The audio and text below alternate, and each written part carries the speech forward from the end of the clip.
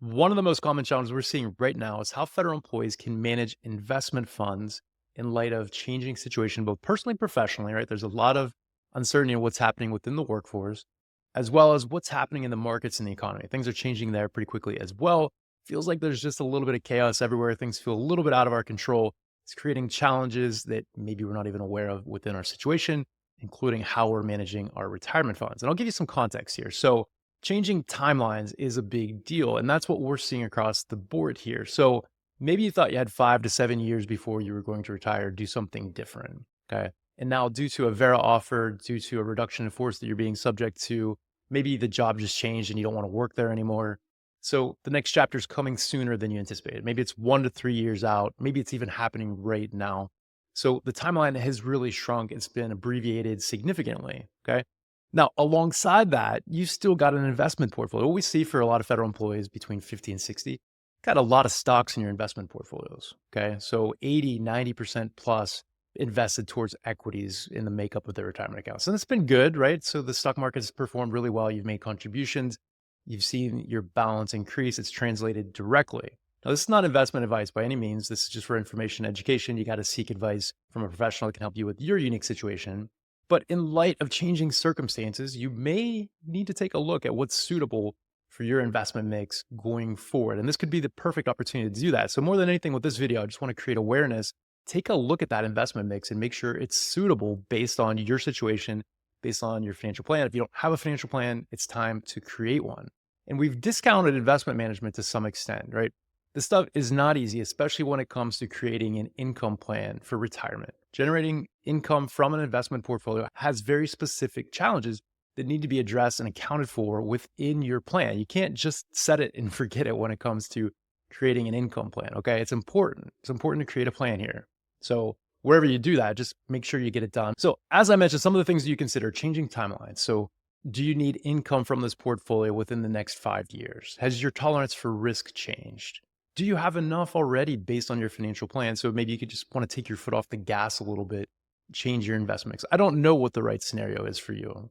It's different for everyone. Maybe continuing to take the same amount of risk you are is perfect. I don't know. It's just a matter of taking a look at it and, adjusting your plan or not.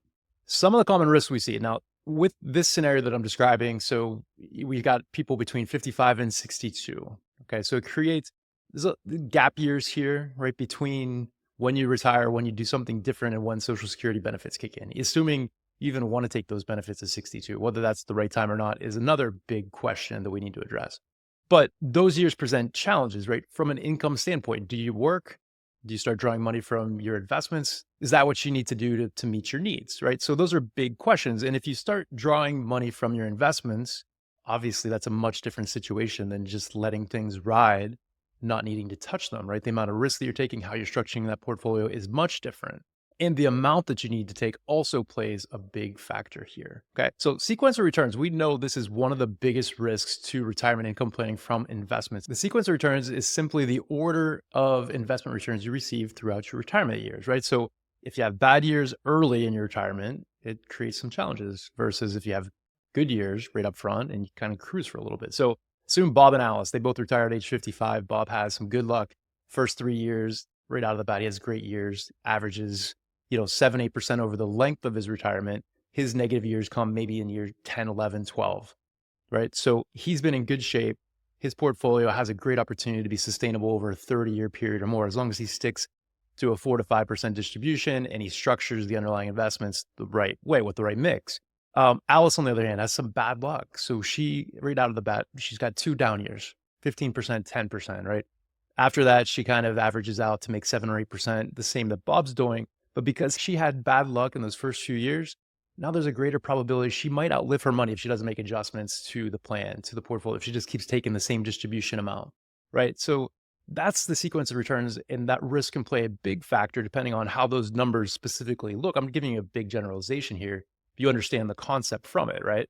So bad years early in retirement play a big role in the ability to make your money last over a longer period of time. So that's a big deal that you got to plan for. Inflation is another risk, right? We know how that works. You got to give yourself pay raises. You got to get your investment portfolio to do that for you. You got to structure it the right way, take the right amount of withdrawals, Longevity, of course, another big risk. If you're adding 5 to 7 years on your timeline, now you're going from a 30-year projected retirement to a 35-year or more. I don't know the numbers, but we can see how those numbers can really create some challenges.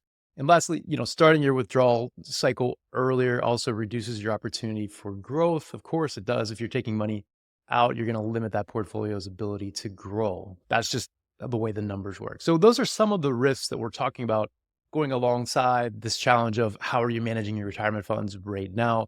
Are you making the adjustments? And like I said, more than anything from this video, I just want to create awareness around taking a look at this stuff, not discounting the importance, not just sitting status quo because that's what we always do.